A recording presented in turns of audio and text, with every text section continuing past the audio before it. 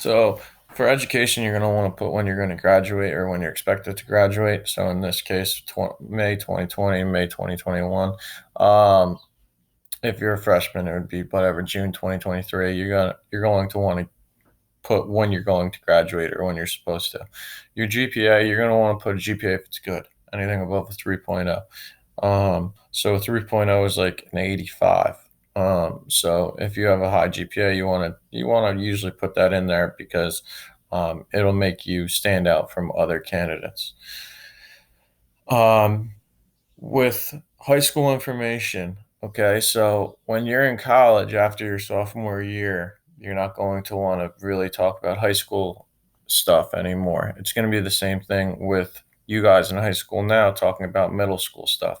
You're not going to talk about middle school stuff after your freshman year, really. Um, Sophomore year. You want to talk about stuff that's relevant to you now. Okay. So you know, if I'm a junior in high school, I will want to talk about how I won the fifth grade spelling bee. No one's going to care. Okay. So as you get older, you're not going to want to really talk about things that happened in high school when you're in college because you should be growing and doing things in college.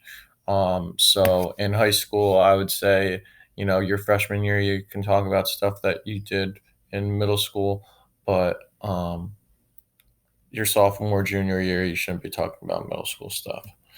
So you're organized, you're bolding where you went to school, you're bulleting your expected graduation, your GPA. If you want to add honors classes you took, AP classes you took, anything like that, that would also work. So experiences, that's what's going to go next. Any kind of work you did that you want to talk about, anything that's kind of relevant to maybe the scholarship, the job, whatever you're applying for. Okay, it doesn't necessarily have to be a job. If you did volunteer work with your church, if you were in a club that had to do something with what you're applying for, if you babysat, if you mowed lawns, whatever, you're going to want to talk about that, how you are responsible, um, how you accomplished tasks, you were had to do things at a certain time and always got it done, that kind of stuff. Information to include, obviously, the job title. A lot of people sometimes leave out the job title. If you tell me who you worked for, but I don't know what you did, how is that going to be relevant to, you know, why am I going to be able to use that as information? Okay. Dates of employment, how long you worked there, company name. If you worked for people, you put that, city and state, whatever. When you're listing responsibilities, you're going to use bullet points. And you're going to start each line with action verb, present tense if currently employed, past tense if no longer employed. So, for example, if I was talking about where I was a teacher at my last job, I taught 25 high school students business classes or business information. Um, I planned lessons for three different classes. Okay, so you're going to want to talk about you're going to want to use action verbs when you're talking about what you did. Okay, you're going to tailor your skills to the position. So if I am applying to be a camp counselor, I'm going to talk about my babysitting and how I was responsible to watch over kids, and how you know maybe I have had to taught them different I had to teach them different things, and sometimes I was in charge of multiple kids at one time. Okay, so you're going to want to tailor all your experiences, all your bullets about what you did for the job to the job or the scholarship or whatever you're applying for. Everything, this resume, like I said, is to make you sound good, make you sound better than all the other candidates, like you are well prepared to complete this job. So you're going to want to have all things that are relevant to what you're talking about. Be concise while providing enough detail. So you're going to want to explain what you did, but it's not going to be run on sentences. You're looking at one line, okay, for each bullet. You shouldn't have a bullet that's more than really two lines if possible. Okay. So as you see here, you have your relevant experience. Um, Again, bolded, has the dates, has where it was. The bullet points, notice they're all short. Okay, it's only a couple word. Assisted with updating employee personnel, screened job applicants, observe with the human resource manager. Okay, train new employees, participate, oversee, open. Okay, so those are all action verbs to start out with, not too many words, but you have a basic idea of what this person did. Okay, honors and awards, you're going to order by dates, reverse chronological. Chronological, again, is just we're going to put the newest thing first. Okay, so again, if I'm a senior in high school, I want to be talking about what I did or the honor that I got my senior year, not the ones I got my freshman year. Okay, um, rank order by importance to the career objective. So if I am applying to be a coach, um, I'm going to talk about how I'm going to list my, you know, all shore honors first, where I'm going to list, how as a captain of three different sports first. Okay. So you're going to want to use stuff that's going to be relevant to your job. So keep that in mind. um, Personal affiliations and activities. It's the same kind of thing. If you're in a club, if just want them to know anything about what you've done or what you do, that will make you a better applicant. You're going to want to talk about that. You don't have to say you're a member of. If I play for the basketball team, I don't have to say member of the basketball team. I just put you know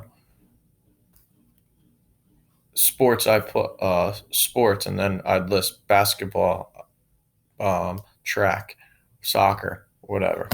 um, Emphasize your leadership roles. If you're a captain of anything, if you're the school president or class president, whatever, um, if you are the treasurer of a club, you're going to want to put all that stuff. Anything that makes you sound important, makes you sound like you were a vital part of that club, sport, organization, whatever. Do not use abbreviations or acronyms. The reason I say that is a lot of people might not know what it is. Okay, so if you do something at Mates and you are, um, the class, I don't even know if there's a class president at Mates, but if you're the class president at Mates or Vokes or something like that, you're going to want to write out what that is so that way they can look it up if they're interested in it. Because if I just write Mates, they're not going to have any idea what that is. Okay. So altogether, that's what it's going to look like. Notice that, you have your headings on the left, all of them the same. You have all your bullets. Notice in your honors, um, they're bulleted. They're the most relevant, and the ones in reverse chronological order. The activities. Notice how they didn't put member of Society for Human Resource Management, member of student government. They just listed it all. So yeah, you're gonna want to look at that. Okay. Remember to use action verbs, short, concise sentences. Keep resumes easy to read.